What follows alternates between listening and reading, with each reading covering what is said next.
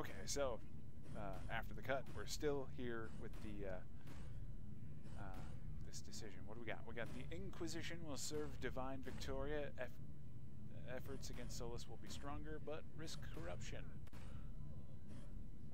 The Inquisition will serve divine Victoria. Efforts against Solus will be stronger, but risk corruption. The Inquisition will serve divine Victoria. Efforts against Solus will be stronger, but risk corruption. The Inquisition will be disbanded. Efforts against Solus will be weaker, but more secure. The Inquisition will be disbanded. Efforts against Solus will be weaker, but more secure. And again, disbanded. Okay, so which sort of language do I want to go for? We serve the divine, not you. I'll serve the divine. We will keep the peace. We need more oversight. We'll solve this ourselves. Inquisition needs to end.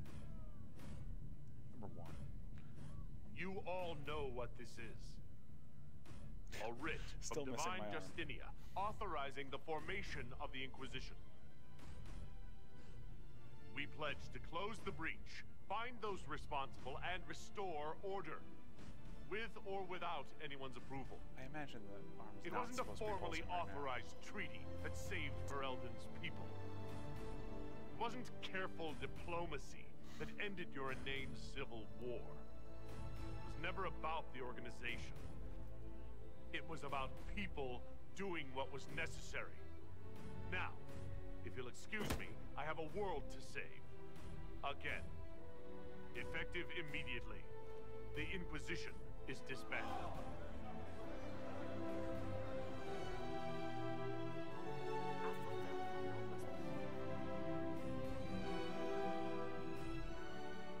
Still armless, still pulsing. I think that's a bug.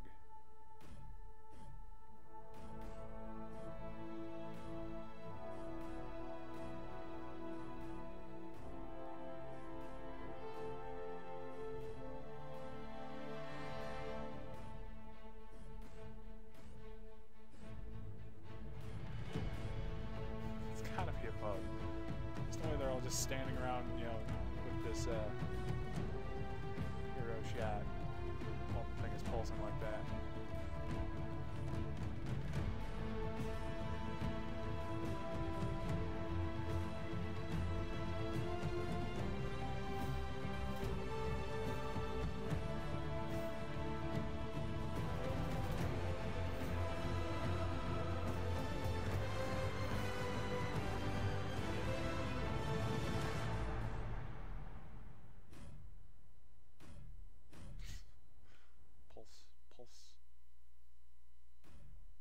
It's still pulsing.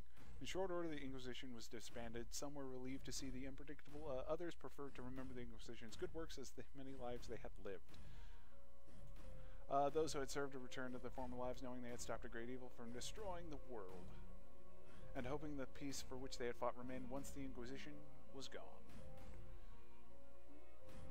With the Dragon's Breath disrupted and any hope of a swift victory dashed, the Qunari retreated back to the north. Few knew the debates were waged at Parval, and Qunari launched new attacks against the Defender. Their aggression caught the already unstable Imperium off guard. You know what? I should just let you guys read this, because these are going quick.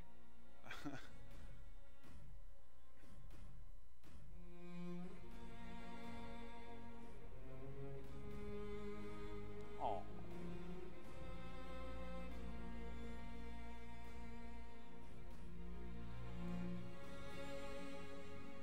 Yeah, just to let you read these. I will be stumbling over them the entire time.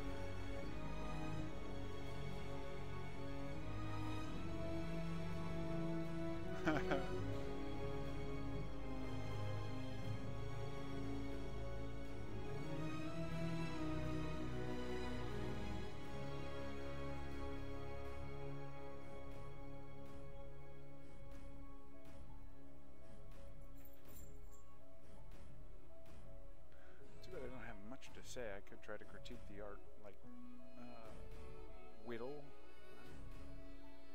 Whittle. The bard? No.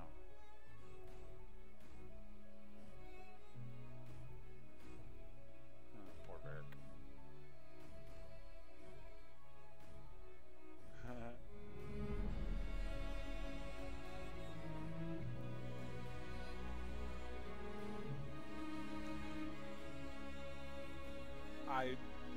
I would hate to see what happened to Iron Bull if you let the Chargers die and disbanded the Inquisition.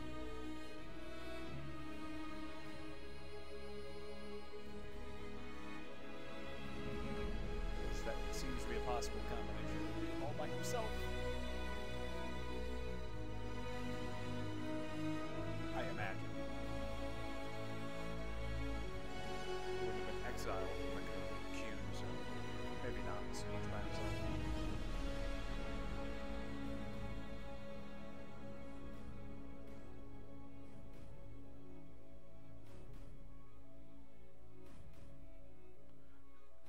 Still pulsing arm. Or still pulsing stub, I guess. It's no longer an arm.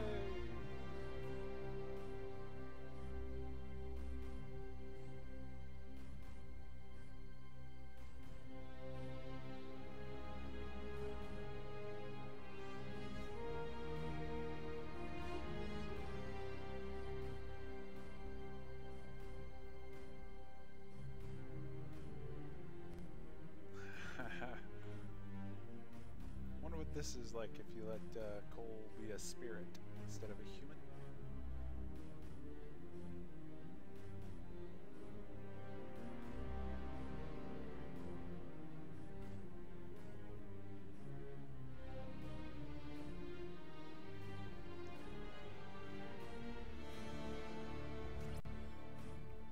Forever marked.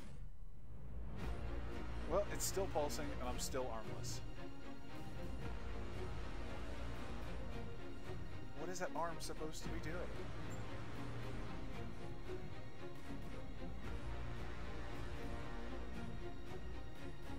My agents have found nothing. With the Illuvians, he could be anywhere. With the Inquisition officially disbanded, we have no army, no formal alliances. We have what we truly need. We will need to be careful. Solus knows everything about us. Who we are, how we work, our strengths and weaknesses. Then we find people he doesn't know. We will save our friend from himself. If we can. Ooh, the Tevinter Imperium. Hint, hint for next game, I guess.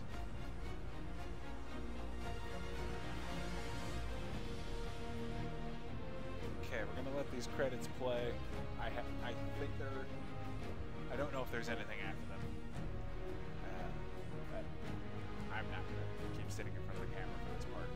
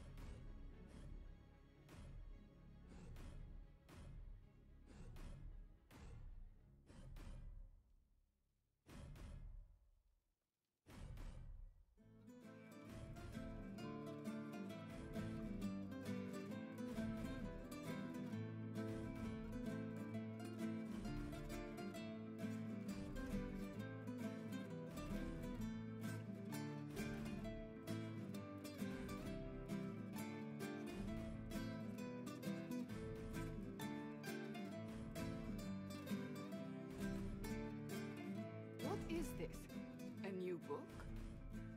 All this shit is weird. Oh, Varric, that is a terrible title. What are you even thinking?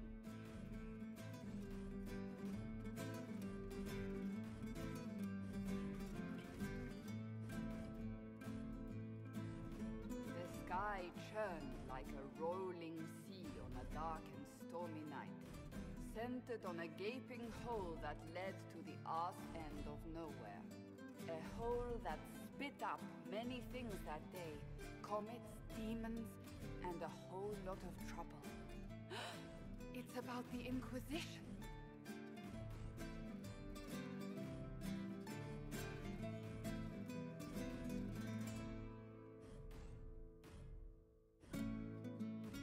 The din of the tavern cut the silence like it owed the carter money. In the middle, in her element, Red Jenny. She looked me up and down, mostly down. "Not playing, weirdy," she said, gesturing with and dismissively eating a sandwich. "Don't write that. Seriously, piss up a row." Sarah made the subtext text, which suited me fine.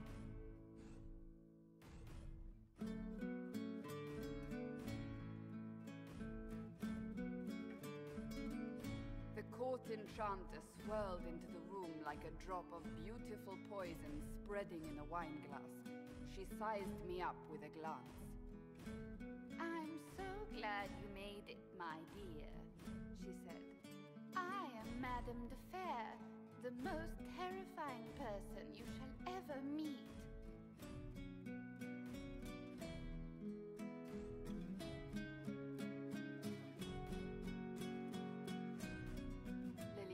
Enfolded Alphonse in an embrace as warm as a serpent's kiss. "I always knew I could count on your support." The Count did not feel the bite of her poisoned dart until it was too late. "Even if it requires your death."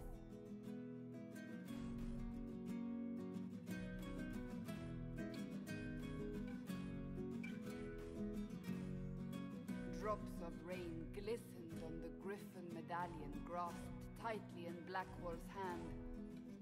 "The silver-eyed wings of valor, they mean nothing." He flung the medal to the cold and uncaring ground. "You don't know what I've done. You don't know me." So romantic.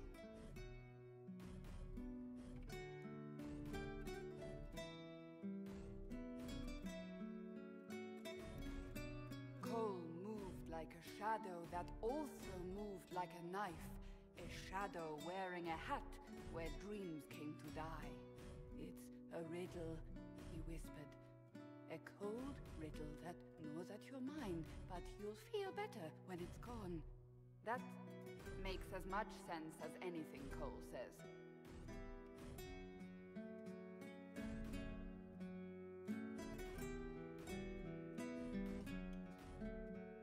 "Do you place your herald above the law, Ambassador?" "Whose law, my lady?" Josephine's eyes glittered like angry opals. "The law destroyed by rebellion, by civil war, by poor fiscal management. We are the law."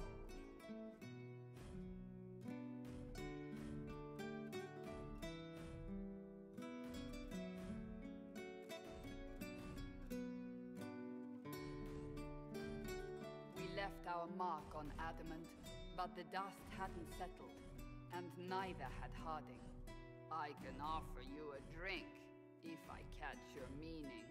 "If you'd caught my meaning, you'd have offered a double." What is even happening here?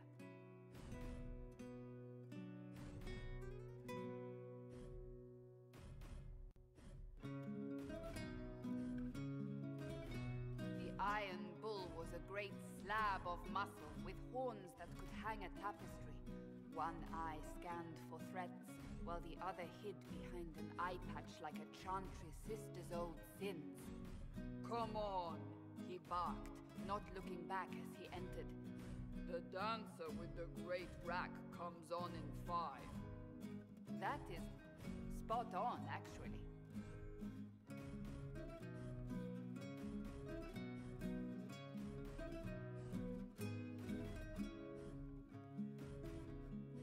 The commander had the look of a Templar who had seen the worst of humanity, yet still had the time to style his hair.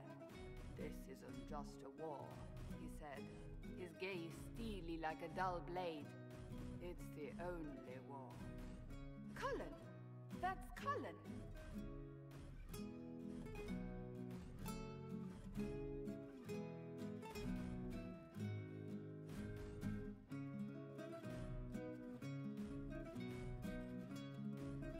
The mage wore a class of handsome sneer cultivated by 1,000 years of Tevinter elitism. "The name's Dorian," he glared. D-O-R-I-A-N. Spell it right, you marble-headed lump, or it's toad time. A toad? That's hardly credible.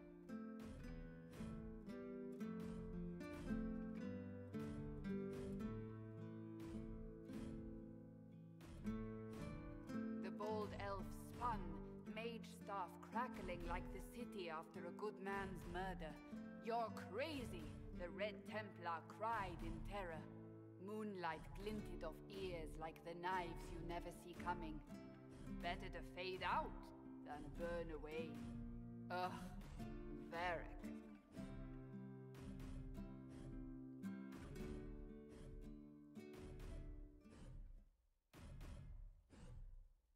Wait, where am I? I don't... Oh, here it is. The Seeker clutched at my vest, her tears as desperate as they were pitiful.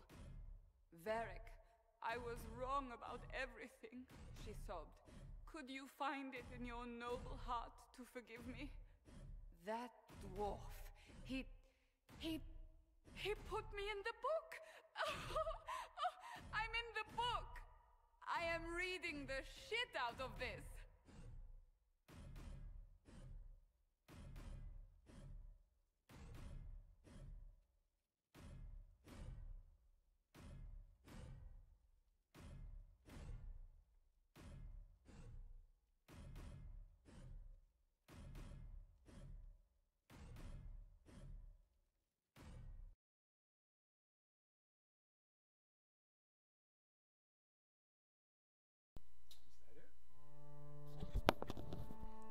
That appeared to have been it.